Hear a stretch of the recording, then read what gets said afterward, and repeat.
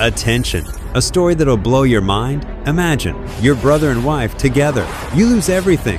But what if I told you this is the start of the biggest comeback? Thousands have turned hellish pain into millions of views and a new life. Click now, see how Brian became a boss after betrayal, divorce, and backstabbing. Don't miss secrets that'll make you scream, "I can do this." Smash that button or regret it forever. Broken Bonds, a story of betrayal, forgiveness, and new beginnings. Chapter 1. When the foundation crumbles. You know, sometimes life throws such surprises at you that you just want to hide under a blanket and not come out for a week. That's exactly what happened to Brian Thompson, a 29-year-old architect from New York. All his life, he was the responsible one in the family, the eldest son on whom all hopes and expectations were placed. And his younger brother Tyler? Well, that was a completely different story. Tyler was that golden boy who could do anything, and their parents would still look at him with adoration.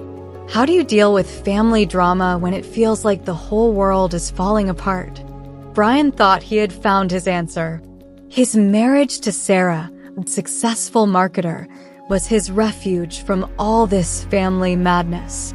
Their home in Brooklyn was a true haven, a place where he finally felt like he belonged. But, girls, let's be honest. Life is rarely as smooth as we plan, right?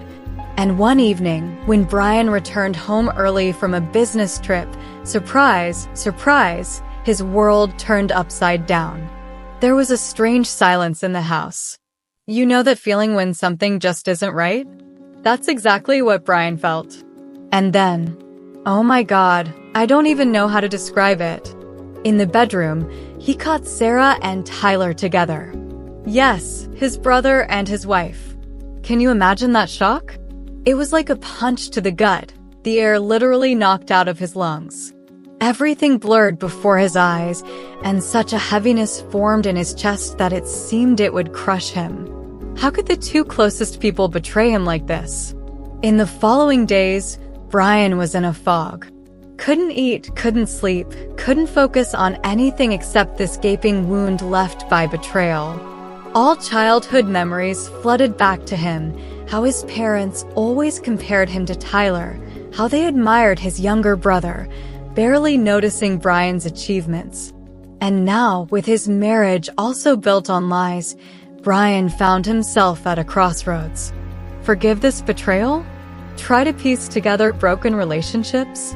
Or once and for all sever ties with family and start life with a clean slate? But you know what? Sometimes in our darkest moments, we find strength within ourselves that we never suspected. And Brian began this journey, a path to healing, forgiveness, and a new beginning. Because, as one of the most popular YouTube searches says, how to survive betrayal from loved ones and start life anew, it's possible, even when it seems the world is crumbling. Chapter 2. After the Storm. Girls, have you ever felt like your life is literally falling apart? As if someone pulled the rug right out from under your feet? That's exactly what happened to Brian. His world was shattered to pieces, and now he was floundering in a sea of anger, loss, and betrayal. In the first weeks after discovering the affair, Brian simply existed. You know, like a robot, got up, brushed his teeth, went to work, came home, went to bed. Repeat. He couldn't focus on projects, food seemed tasteless, and sleep, well, what sleep is there when the same image keeps spinning in your head? How to survive wife's infidelity. That was the first search Brian typed into the search engine at 3 a.m. when he realized he couldn't sleep again. It turned out that thousands of people in Chicago, Miami, and Los Angeles were looking for an answer to the same question. It was somewhat comforting, knowing he wasn't alone in his pain. Brian started visiting a local boxing gym in Boston, where he moved after the breakup. Who would have thought that an architect, creating elegant, complex structures, would find comfort in such a raw, primal sport?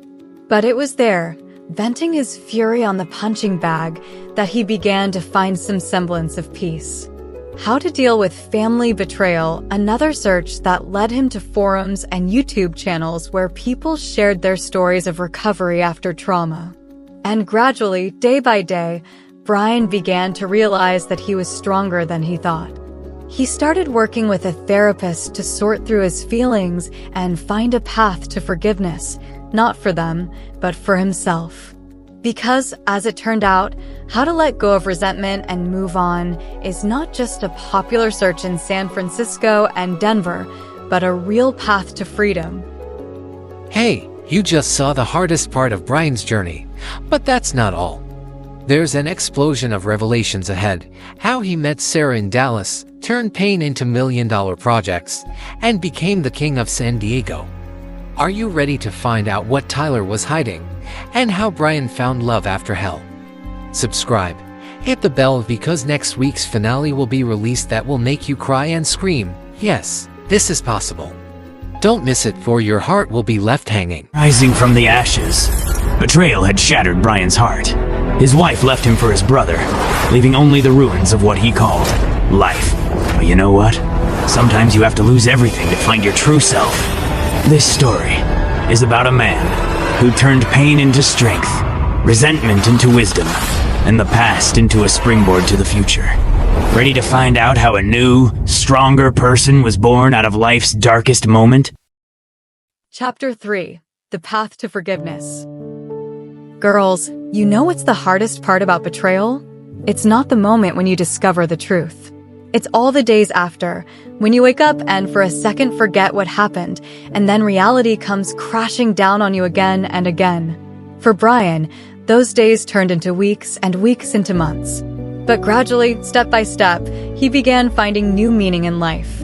His apartment in Seattle, where he relocated for work, became his new sanctuary. He filled it with plants, light, and new memories.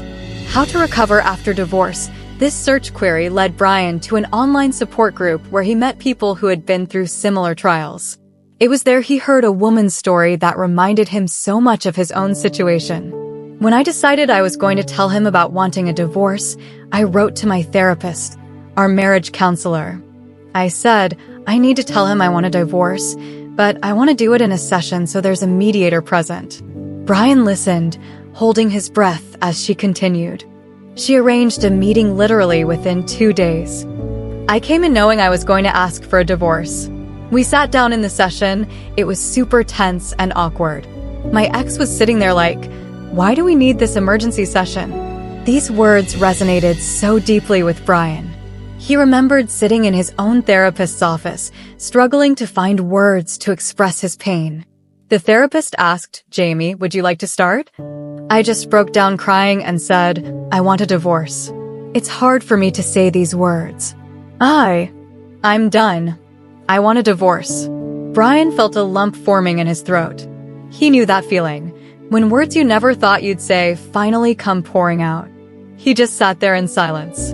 I was crying next to him, and he didn't even move, didn't look at me, didn't react at all. He was just cold as stone. Eventually, our therapist asked, would you like to respond? He immediately replied, fine, let's just discuss the details. That was it. I looked at the therapist, just stunned. Sad, right? I knew I was ready to walk away that day, but I couldn't believe that was his reaction. There was no sympathy, no compassion, no desire to fight for us. Brian nodded, listening to this story.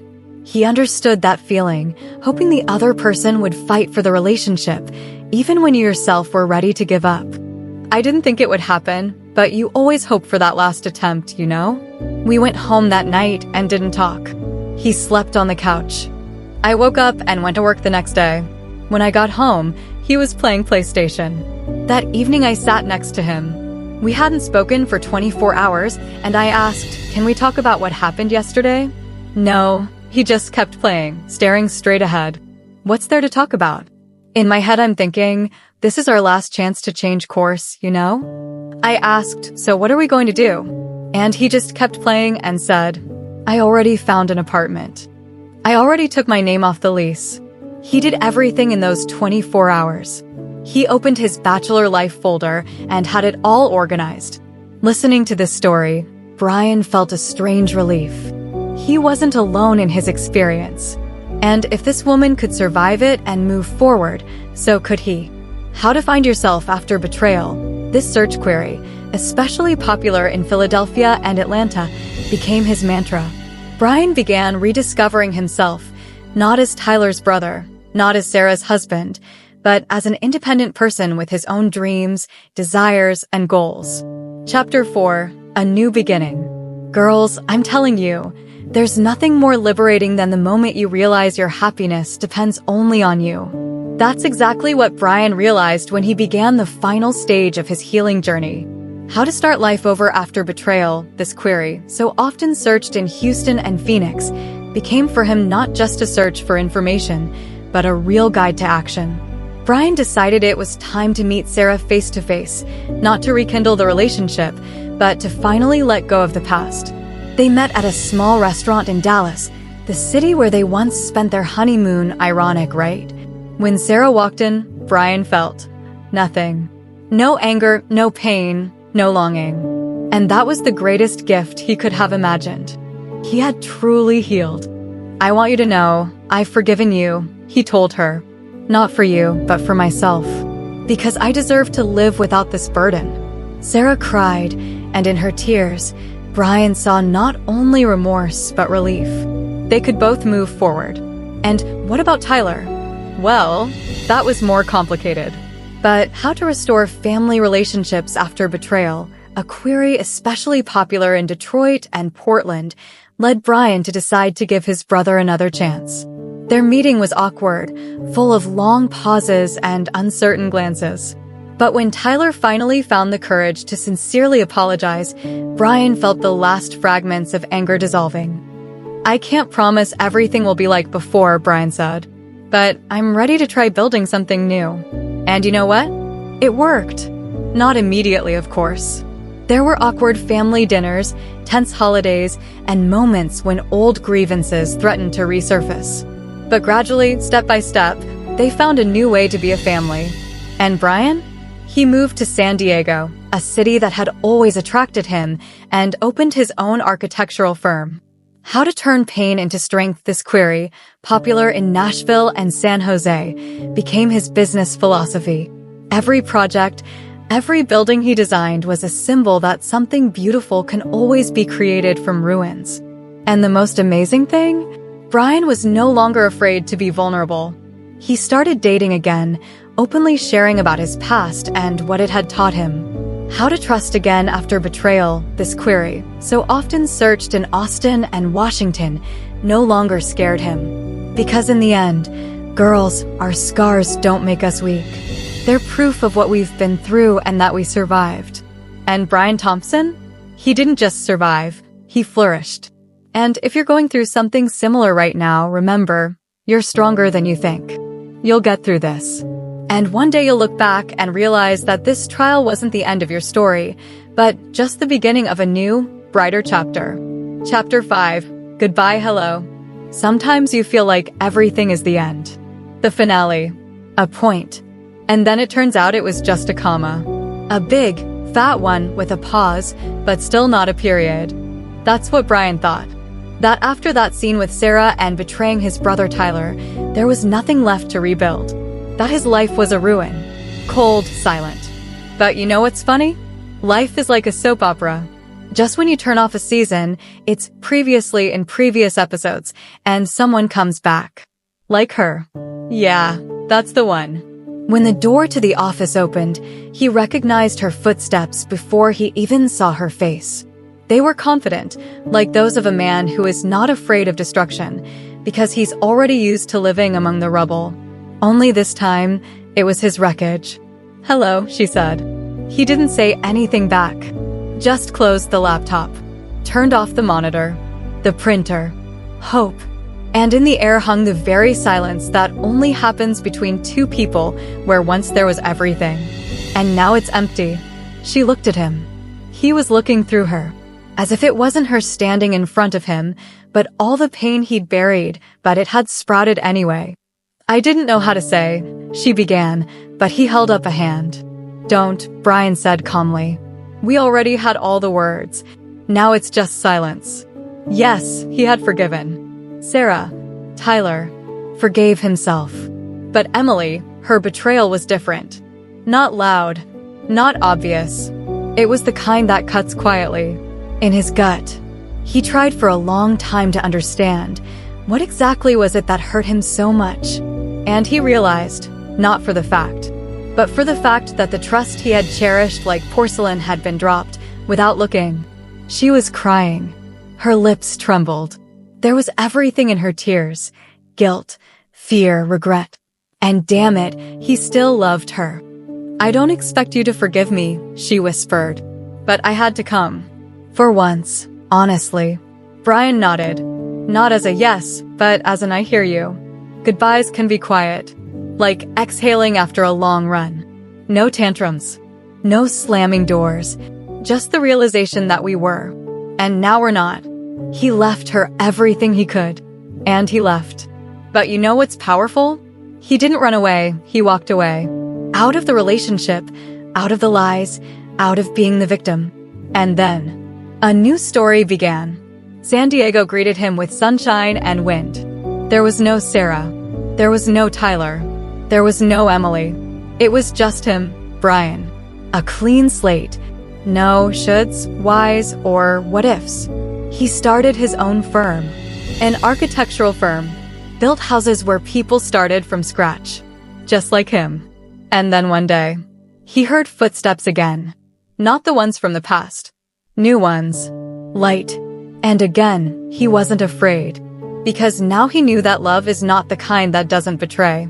It's the kind that makes you find yourself. Even in a broken mirror. Chapter 6. Nothing hurts more than a broken heart. They say that nothing hurts more than a broken heart. But that's not true. It hurts more to realize that all this time you've been sleeping next to someone else. That the we was only in your head. That she was secretly planning to leave while you were thinking about marriage and babies and vacations on the Rhode Island coast. Did you know? Tyler once asked. That she was going to leave? Brian only shrugged. No, but I felt it. It was as if the whole air in the house began to smell of lies. Hypocrisy hovered in the morning coffee, in the good night, in the emotionless messages. And when it all came to light, there was even relief. Because, strangely enough, the only thing worse than betrayal is waiting to be betrayed. 3 months passed. He was standing on the New Hampshire coast. The sea pounded the rocks, as did the thoughts in his head. Somewhere inside, the pain still lived. But it was no longer paralyzing. He remembered their conversation. The last one. "What if you could take it all back?" she asked, wiping away her tears. "Would you fall in love with me again?" He said quietly. Silence. And that was the answer. Would you fall in love with me again? A question that echoed through his life. The answer was a new him. Not the old one. Not the wounded one. A man who had survived a broken marriage, a fight against betrayal, and survived. Today, he's helping others. His YouTube videos with titles like, "This is what broken heart feels like. How can you mend a broken heart?" get tens of thousands of views. Because people recognize themselves in it. Because in the heat of betrayal, everyone's looking for a way out. Brian became that way out. He no longer asked why. He became the one who answers, "How do I go on?" And if you're reading this right now with a blank stare and a heavy weight in your chest, know this. You can do this. Because he did. And because, as one of the most popular searches of recent days states, a broken man is always the only one, until he gets stronger.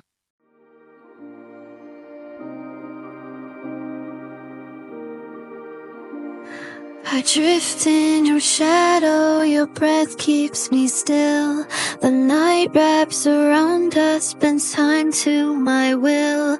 In dreams we are endless, no space in between. A place made of whispers where silence can sing. Take me to sleep where the stars never end. Lost in the rhythm, we don't have to pretend. Floating in waves where the night will defend. Take me to sleep where the stars never end. Hey.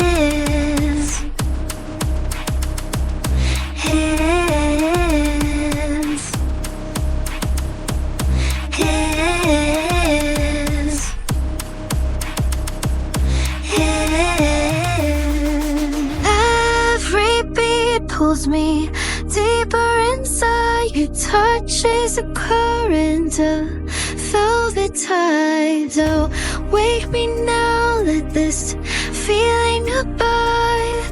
In your arms I'm forever